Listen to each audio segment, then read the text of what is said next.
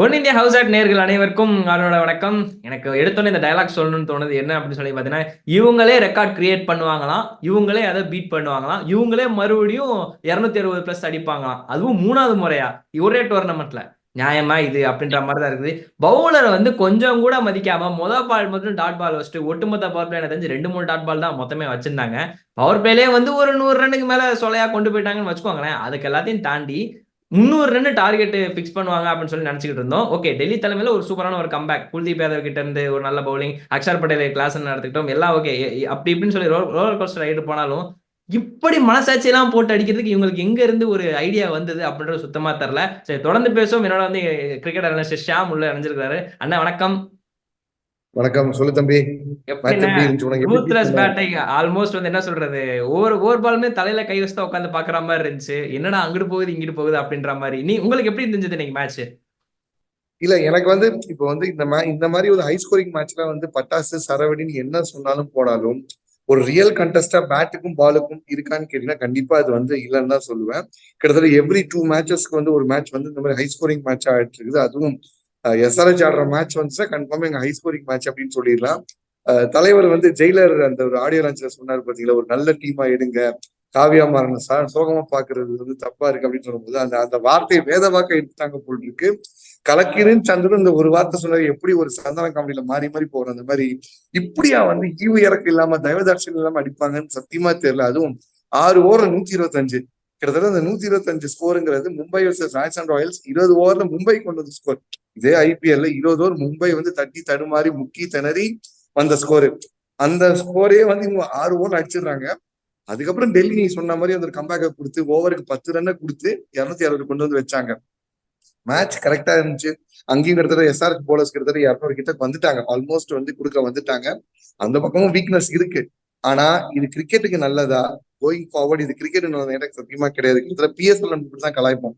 PSL ரொம்ப தாரோட நடக்குதுப்பா, Pakistan series போனாலும் எல்லாமே தாரோட அடிக்கிறாங்கப்பா, பேட்டுக்கும் பாலுக்கும் கான்டெஸ்ட் அப்படின்னு நம்ம நிறைய வந்து மீம்ஸோ இல்ல வந்து மெட்டீரியல் ஆர்டிகல்ஸ் நிறைய நம்ம பார்த்துருக்கோம், எட்டு பார்த்துருக்கோம்.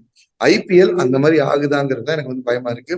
ஒரு ரசிகரோட பெர்ஸ்பெக்டிவ்ல ஒரு டிஆர்பி ஏத்துறதுக்கும் ஒரு வந்து ஷார்ட்ஸ் போடுறதுக்கும் இல்ல ஒரு ஒரு வைரல் கண்டரா போடுறதுக்கும் இந்த ஷார்ட்ஸ் எல்லாம் நல்லாவே ஒர்க் அவுட் ஆகும், இல்லைன்னே நான் சொல்ல. பட் ஒரு போலருக்கு இந்த மாதிரி ஒரு பிட்ச்ல என்ன இருக்கு? சத்தியமா எதுவுமே கிடையாதுல்ல. இங்க வந்து உங்களுக்கு பேட்ஸ்மேன் தப்புனாதான் விக்கெட். எந்த ஒரு டேர்னோ கிரிப்போ ஸ்விங்கோ உங்களுக்கு வந்து கேரியோ பவுன்ஸோ எதுவுமே இல்லாம இருந்துச்சுன்னா இதுக்கு பேசாம வந்து டென்னிஸ் பால்ல போட்டு ஆடிடலாமே. எதுக்கு இந்த பாலை போட்டுக்கிட்டு ரெட் பால ஒயிட் பால போட்டு ஆடிக்கிட்டு டென்னிஸ் பால போட்டு ஆடிடலாம். கிட்டத்தட்ட நீங்க ஆனது அப்படிதான் இருந்துச்சு. டென்னிஸ் பால் கிரிக்கெட் மாதிரி அடிச்ச மாதிரி வந்து அடிச்சாங்க. Credit, full credit to Sunrisers Hyderabad for that ruthless அந்த ஒரு அந்த டெமாலிஷிங் அப்ரோச். Bad comments. அவர் ஏன் வந்து இப்போ மாடர்ன் டேல வந்து கேப்டன்சில கோட் ஆயிட்டு வராரு அப்படிங்கிறீங்க. நான் வந்து என்ன பார்த்தேன்னா 2 ஆஸ்திரேலியன் கோட் கேப்டன்ஸோட கிளாஷா தான் நான் பார்த்தேன்.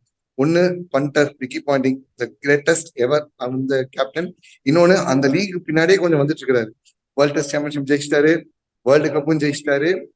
ஒரு ஒரு பேப்பர்ல ஆவரேஜா இருந்த ஒரு டீமை வச்சுக்கிட்டு இது ரெண்டையும் பண்ணாரு. Nothing to demerit Australian team. ஆனா பேப்பர்ல பார்க்கும்போது என்னப்பா 3 மேட்ச் தோத்துருக்காங்க, இவெல்லாம் கப் அடிப்பாங்களா அப்படின்னு வேர்ல்டு கப் சொன்னோம். சைலன்ஸ் பண்ணி கப் வாங்கிட்டு போனாரு. வேர்ல்ட் டெஸ்ட் சாம்பியன்ஷிப் போறதுக்கு முன்னாடி வந்து பார்டர் கவாஸ்கர் ட்ரோஃபில இங்க இந்தியா போட்டு புரட்டி புரட்டி எடுத்தாங்க ஆஸ்திரேலியாவை. அதே இந்தியாவை சத்தமே இல்லாம அங்க வந்து அடிச்சு முடிச்சு ஃபைனல்ஸ் வந்து அடிச்சு ஜெயிச்சாரு பேட் கமின்ஸ். இப்போ T20 வேர்ல்டு கப்புக்கும் கண்டிப்பா ஒரு கேப்டனா போவாரு. அங்க ஒரு சம்பவம் பண்ண போறாருங்கிறதுக்கு ஒரு ட்ரெய்லரா இந்த T20 லீக்ல வந்து ஹைதராபாத் லீட் பண்றதை பார்ப்போம். போன வருஷம் கீழே இருந்த அந்த ஹைதராபாத் டீம் அடி கீழே இருந்தாங்க. ஹோம்ல ஒரே ஒரு வின்னு தான் என்னமோ ஜெயிச்சிருந்தாங்க லாஸ்ட் டைம். ஆனா இந்த முறை எவன் ஹோம் எவன் அவன் எதையும் பார்க்காம கிடைக்கிறவன அந்த சிங்கம்பரத்துல சூர்யா சொல்ற மாதிரி கிடைக்கிறவன சிக்கினீங்க சின்ன பண்ண மாதிரி சிக்கிறவன சின்ன படுத்திட்டு போயிட்டு வந்துட்டு இருக்கிறாங்க. இவங்க வந்து இந்த இந்த இந்த ஐபிஎல் குஜராத் கிட்ட தோத்தாங்க. அந்த குஜராத்தை வந்து பண்டில் பண்ணாங்க டெல்லி. சோ நான் என்ன யோசனை, எஸ்ஆர்எச்சே ஒரு டீம் அடிச்சது, அந்த டீமையும் அவங்க டெல்லி அடிச்சாங்கன்னா கொஞ்சம் வந்து அந்த முத்துப்பாண்டியவே அடிச்சாரு கில்லி ரிலீஸ். கில்லி படம். முத்துப்பாண்டிய பண்டூர்ல போய் அடிச்சிருக்கானா சாதாரணமான இருக்க மாட்டோம் அப்படின்னு அந்த டைலாக் வரும். அந்த மாதிரி குஜராத்தை போய் குஜராத்திலே 89 பண்டில் அவுட் பண்ணிருக்காங்கன்னா டெல்லி வேற லெவல் போல் இருக்கு அப்படின்னு நினைச்சா போன டெல்லியாவது கில்லியாவதுன்னு சொல்லிட்டு பிரின்னு பிரிச்சு விட்டாங்க. Fullest credit to SRH for the ruthless approach. Delhi நல்ல ஒரு ஃபைட் பேக்.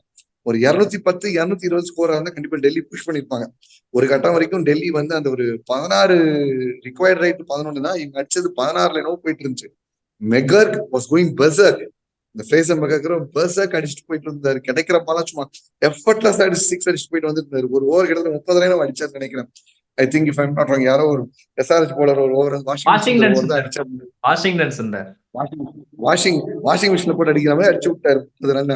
சோ இங்க வந்து டெல்லியின் இன்டென்ட் எந்த பிரச்சனையும் கிடையாது. கொஞ்சம் போலர்ஸ் அவங்க அந்த ஒரு 6 ஓவர்லயும் மனசை விட்டுருப்பாங்க. 6 ஓவர்லயும் 120 எல்லாமே மனசை விட்டுருவாங்க. அப்படி இருந்தும் அதுக்கு அடுத்து இப்படி கம்பேக் பண்ணி வந்ததே பெரிய achievement for Delhi. Kudos to SRH for their ruthless hitting. இன்னைக்கு கிளாஸ் கிடையாது, பெரிய ஒரு கான்ட்ரிபியூஷன் இல்ல. மாக்கரம் ஈஸியா தூக்கிட்டாங்க. கீழே பெருசா வந்து சமத் நிதிஷ் அங்கங்க சின்ன சின்ன கேமரா அடிச்சுட்டு வந்தாங்க. பட் அது இன்டென்ட்டை கரெக்டா வச்சு க்ளோஸ் பண்ணி முடிச்சிருக்காங்க. கோயிங் ஃபார்வர்ட் அவங்களுக்கு இந்த மாதிரி வந்து பிளே ஆஃப் எல்லாம் போகும்போது மற்ற பிளேயர்ஸோட ஃபார்மும் இம்பார்ட்டண்டா இருக்கும். இவன் ஹெட் அடிச்சாதான்ப்பா, இல்ல கிளாஸ் அடிச்சாதான்ப்பா, அபிஷேக் சர்மா அடிச்சாதான்பாங்க மாதிரி ஒவ்வொருத்தர் ஸ்டெப். அன்னைக்கு நிதிஷ் ரெட்டி போட்டு அடிச்சாரு பஞ்சாப் மேட்ச், நிதிஷ் ரெட்டி போட்டு போற போல திருப்புன்னு திருப்பினாரு. இன்னைக்கு வந்து இப்ப ஷபாஸ் அஹமது ஒரு ஒரு ஒரு ஒரு கேமியோ வந்து ஆடி போயிட்டு வந்தாரு. ஸோ இந்த மாதிரி வந்து அங்கங்க அவங்க ஸ்டெப் அப் ஆகும்போது பிளே ஆஃப் போகும்போது ஒரு பேக்கேஜ் டீமா போவாங்க. பிளே ஆஃப் நீங்க அந்த டீம் போகும்போது ஒரு மோராஸ் ஒரு பேக்கேஜ் டீமா வந்து நம்ம எஸ்ஆர்எச் நம்ம பார்க்கலாம். சரி, ஓகேண்ணா. இப்போ வந்து டெல்லி எந்த இடத்துல தப்பு பண்றாங்கன்னு நினைக்கிறீங்க? ஆக்சுவலா வந்து ஃப்ரேசர் மெக்கூருக்கு முழுக்க முழுக்க டேவிட் வார்னர் ஒரு ஓப்பனிங் பேரா அமைச்சு இது பண்ணிக்கலாமா, இல்ல ஆக்சுவலா அவங்க எங்க தப்பு பண்றாங்கன்னு நீங்க நினைக்கிறீங்க? மிடில் ஆர்டரா, ஓப்பனிங்கா, இல்ல பவுலிங் யூனிட் அவங்களுக்கு ரொம்ப ரொம்ப வீக்கா இருக்குன்னு நினைக்கிறீங்களா? ஏன்னா போன மேட்ச் வந்து இஷாந்த் சர்மா நல்லா போட்டாரு, ஆனா அவரை உட்கார வச்சிருக்காங்க. அது எனக்கு அந்த ஸ்ட்ராட்டஜி எனக்கு புரியல ஆக்சுவலா. இல்ல இன்னைக்கு வந்து லலித் எல்லாம் கொண்டு வந்து இறக்கி ட்ரை பண்ணாங்க. எக்ஸ்பெரிமெண்ட் வந்து ஸ்பின்னு போட்டா ட்ரை பண்ணணும். எனக்கு தெரிஞ்சு டெல்லி டாஸ் ஜெயிச்சா அவங்கள வந்து போலிங் பண்ணதுல நல்ல ஆப்ஷன் தான். ஏன்னா எஸ்ஆர்எச் வந்து பெருசா போலிங்லையும் கொடுத்துடுறாங்க. ஸோ நாங்க வந்து ஃபர்ஸ்ட் போல் பண்ணிடுறோம்னு சொல்லி ஸ்ட்ராட்டஜி வைத்து எடுத்ததெல்லாம் கரெக்ட். லலித் யாதவ் போல இன்னொரு பேசர் வந்து கொஞ்சம் கண்ட்ரோல் பண்ணி அடிச்சிருக்கலாம். ஏன்னா இப்ப வந்து கலீல் அஹமதே அடிச்சாங்க, முகேஷ் எல்லாரையும் தான் அடிச்சாங்க.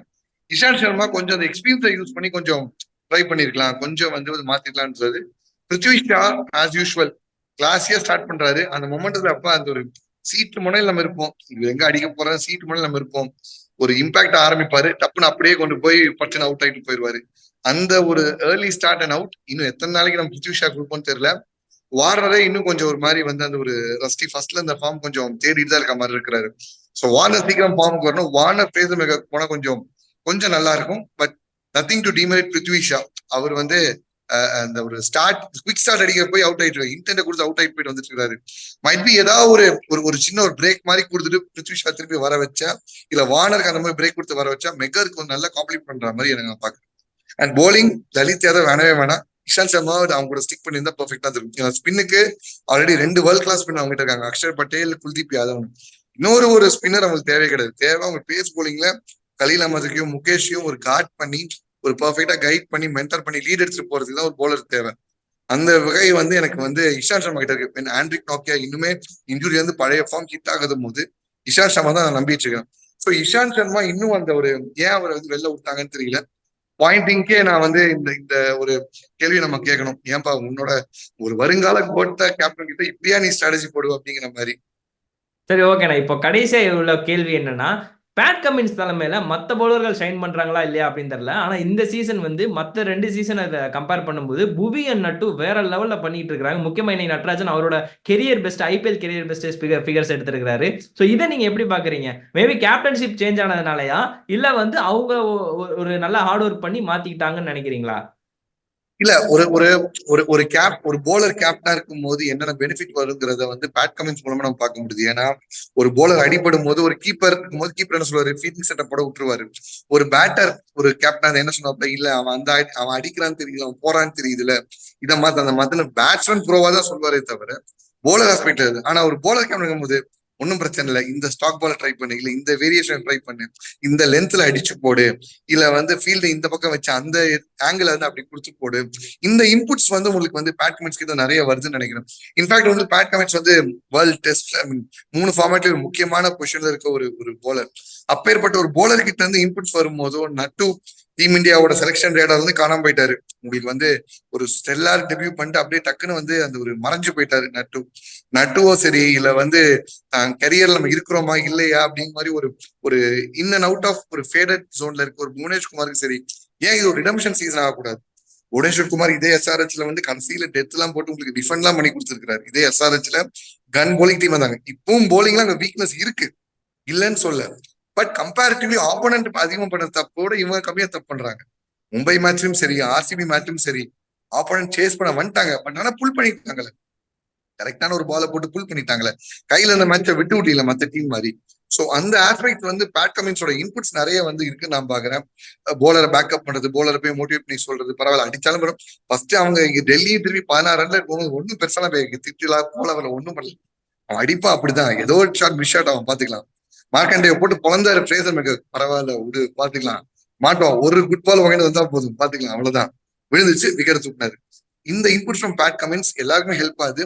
ஹோப்ஃபுல்லி கோயிங் ஃபார்வர்ட் நட்டு இன்னும் பெஸ்டா வந்து அந்த பர்பிள் கேப் லீடர்ல வந்து ஃபர்ஸ்ட் புவி, ஃபர்ஸ்ட் பூம், செகண்ட் நட்டு, அந்த மாதிரி வந்தா கொஞ்சம் சூப்பரா இருக்கும். ஏன்னா T20 வேர்ல்டு கப்புக்கு நம்ம டீம் ரெடி பண்ணிட்டு இருக்கும் போது அந்த கான்டெஸ்ட்டுக்கும் நட்டு வந்து இன்னும் நான் இருக்கிறேன் பாரு அப்படின்னு கொஞ்சம் கேன் த்ரோ இஸ் ஹேட் அப்படிங்கிற மாதிரி நான் பாக்குறேன். ஓகே, நான் பார்ப்போம் உங்களோட ஸ்ட்ராட்டஜி படி அடுத்தடுத்துல என்னென்ன மாற்றங்கள் வரப்போகுது அப்படின்னு. பேட் கமெண்ட்ஸ் தொடர்ந்து இதே மாதிரி பண்ணாரு அப்படின்னா எனக்கு தெரிஞ்சு டாப் 2 வரதுக்கும் வாய்ப்பு இருக்குன்னு நினைக்கிறேன். பொறுத்திருந்து பார்க்கலாம். சென்னை 4ஆம் இடத்துக்கு போயிருக்காங்க. ஸோ எஸ்ஆர்ஹெச் வந்து இந்த ஒரு வெற்றி மூலமா டாப் 3க்கு நுழைஞ்சிருக்காங்க. இன்னும் என்னென்னலாம் சேஞ்சஸ் இருக்கு போது, ஐபிஎல் இன்னும் நிறைய மிட் சீசன்லாம் இருக்கிறோம், இன்னும் நிறைய மேட்சஸ்லாம் பெண்டிங் இருக்குது. பார்க்கலாம் என்ன நடக்க போகுதுன்னா. தேங்க்ஸ் ஷாமன், உங்களோட அனாலிசிஸ் எல்லாத்துக்குமே. அண்ட் தேங்க்யூ மக்களே. ஒரு ரிவ்யூல வந்து இந்த அருண் சந்திக்கிறேன். பாய். Good night. Take care.